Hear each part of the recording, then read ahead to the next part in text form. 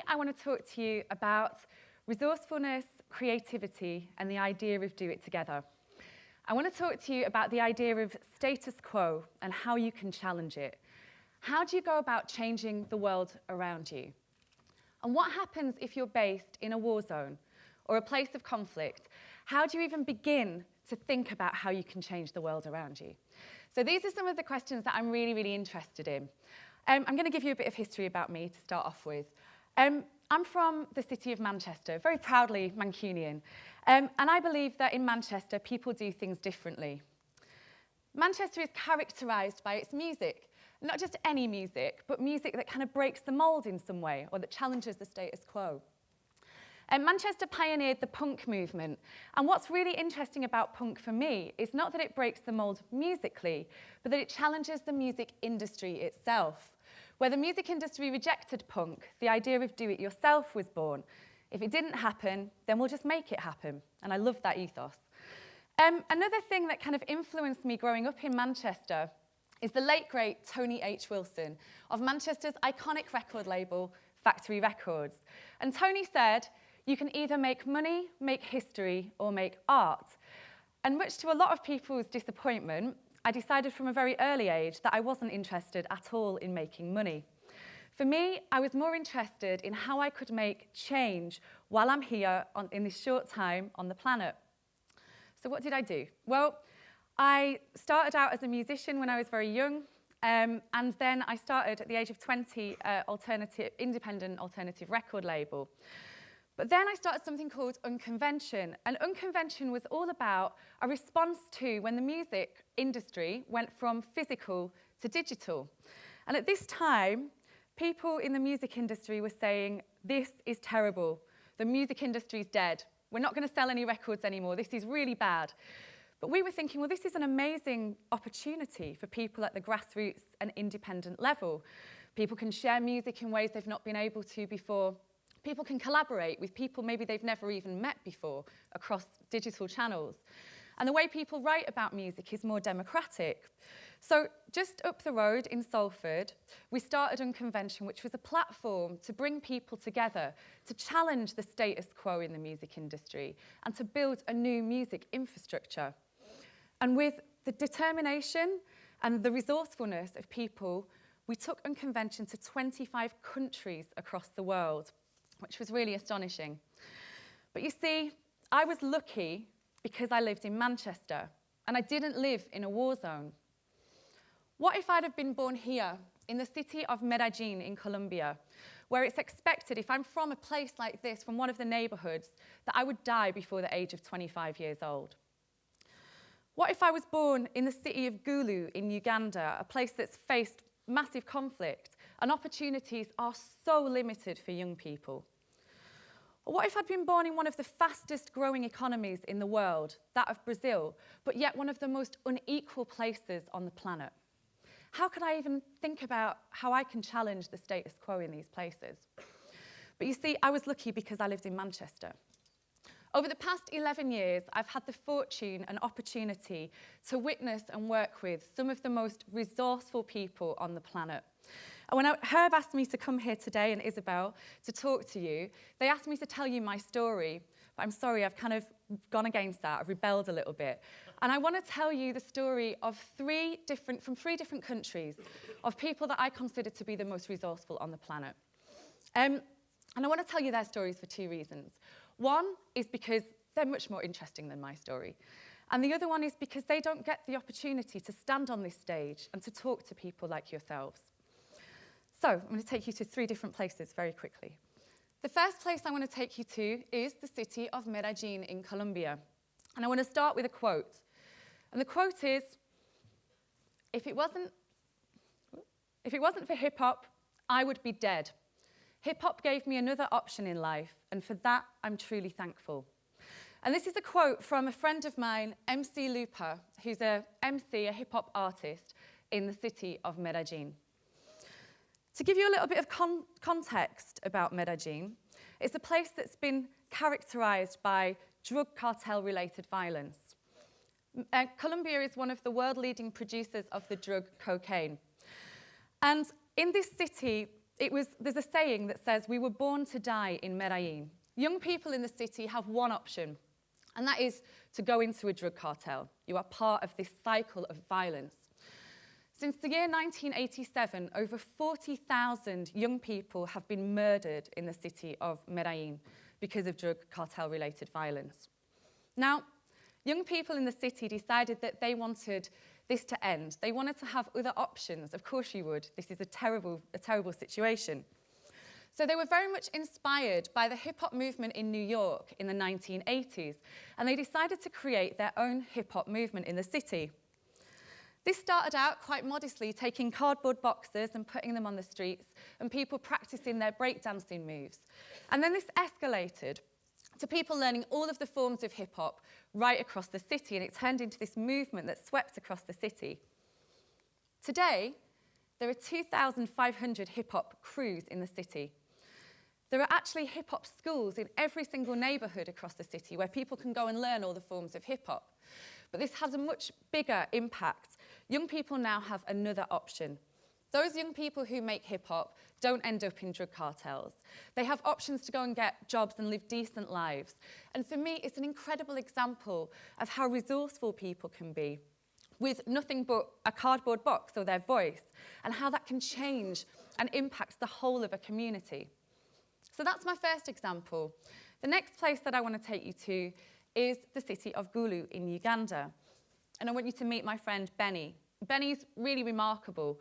So Benny noticed in his city that options for young people are really limited. It's a place that's suffered conflict, but also a place that's, suffers from pretty much extreme poverty. And he noticed that because of this kind of disadvantage for young people, they would go out, they'd commit crime, they'd end up in prison. And Benny kind of saw that people who were going into prisons would come out, they would re-offend, they'd go back in, and this cycle of kind of people just being in prison. And he kind of wanted to change this. So again, with hip-hop, he noticed that if he went into the prisons and did hip-hop workshops with the prisoners, this would give them an opportunity for themselves to have freedom of expression, to be creative. So he decided he wanted to do this, and he wanted to take lots of hip-hop artists and work across the prisons in Gullu. But he thought, how can I make this into sort of a sustainable approach, a sustainable way of doing things, and make positive social change? So he did this very cool thing. He set up what he calls a hip-hop agribusiness, okay? He made a farm, and this is just so genius. So the 15 hip-hop artists that he works with, they would work the farm during the day, and the profits they make from the produce that they sell enable them to go into prisons and deliver hip-hop with prisoners. Now, Benny gets no funding at all from anywhere, apart from this business, which I think is incredible. And when I sat down with Benny and I said, okay, so how many people do you think you work with a year? And he said, oh, I don't know. He doesn't have to account to anybody, you see, like you do when you get funding. We sat and we did some maths. He works with 6,000 young people every year through this self-sustaining social enterprise. How resourceful is that? It's incredible. So I have to move on quite quickly so we can go through all of these examples. So the next and last place I want to take you to is Brazil. And I want you to meet my friends here from an organisation called Fora do Oeixo. And for me, this is the most revolutionary organisation that I've encountered in the world. It's amazing. And it's amazing because of the scale that it operates across. So, in order for me to explain this organisation, I'm going to give you a history of the organisation, but I'm also going to have to give you a lesson in economics, which is not my forte at all. So just bear with me as I explain this. Okay.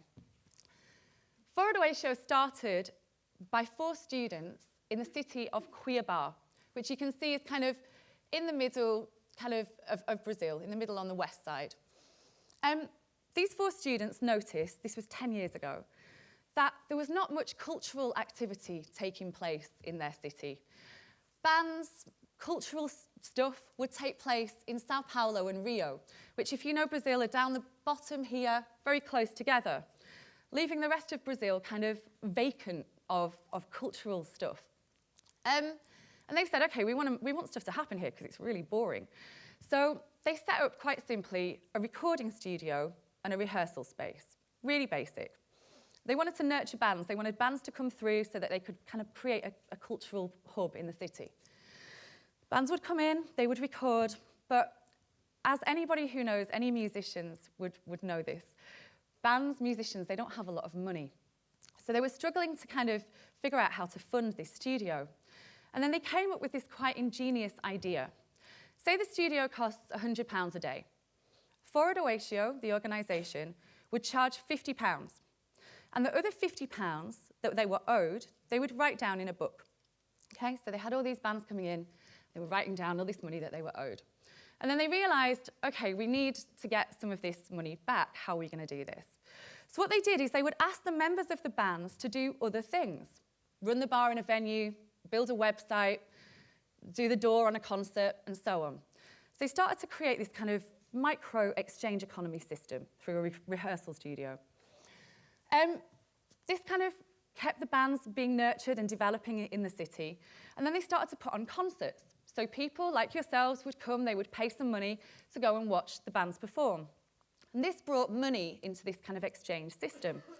Things were going really well. Bands were performing all over the city. And then a brilliant thing happened. A local restaurant said, this is really cool. We want to sponsor what's happening here. And they said to Forward Oatio, we want to give you £10,000. And Forward Oatio said, no, give us £5,000, but let all of our bands eat in your restaurant for free. And so they created this kind of exchange system across the whole of the city. And this became really brilliant. It was starting to work really well. So they got into cars and they drove across Brazil and they set this up across the whole of the country. So what does this look like today? And this is what I mean when I talk about scale. Forward Oatio is based across 200 cities in Brazil. In each city, they have a house, a casa, where people live and work together. 2,000 people work for the organisation, and they mobilise 33,000 bands every year across the whole of Brazil.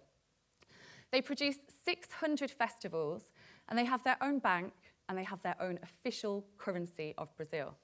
And they generate over $44 million a year for their own organisation. And this is an organisation that started with 4 people who basically wanted to make some gigs happen in their city. So for me, when I talk about resourcefulness and I see what they can do, I just think, you can do this. You don't have to go for traditional funding. If you work together, you can do incredible things. So I wanted to kind of bring this back to everybody here in the room. You might be thinking, why is this relevant to me? Why is this relevant to us here in Manchester? I guess most of the people in this room live pretty comfortable lives. Well, I guess I would say this. Don't be too complacent and never be too comfortable. The impact of war, climate change, conflict, and massive inequality impacts upon every single one of us. And it might feel like war is far away. Syria, it is actually really far away. But the impact and consequences of that war ripple across our oceans every single day. And I think a lot of people think that we should look to the West for ideas and inspiration about how we should solve these problems. But it isn't working. So I would say we need to look to the oldest indigenous communities on our planet, the people who innovate in war zones and create positive change while bombs are dropping around them, the human beings who try to live their lives with dignity when they have nothing. Learning from people who innovate because they have to, because they have limited resources, because they suffer from conflict or oppression, or because they don't want the next generation to go through what they had to, is invaluable to us so that we can learn from them, be inspired by them, and support them to make our world a better place. These are the heroes of our time, and I don't think it's acceptable for anybody to accept the status quo that we face at the moment in this world. And it is certainly not acceptable for anybody to be passive in what's happening right now. So I would say this: what are you going to do to change your world? Thank you.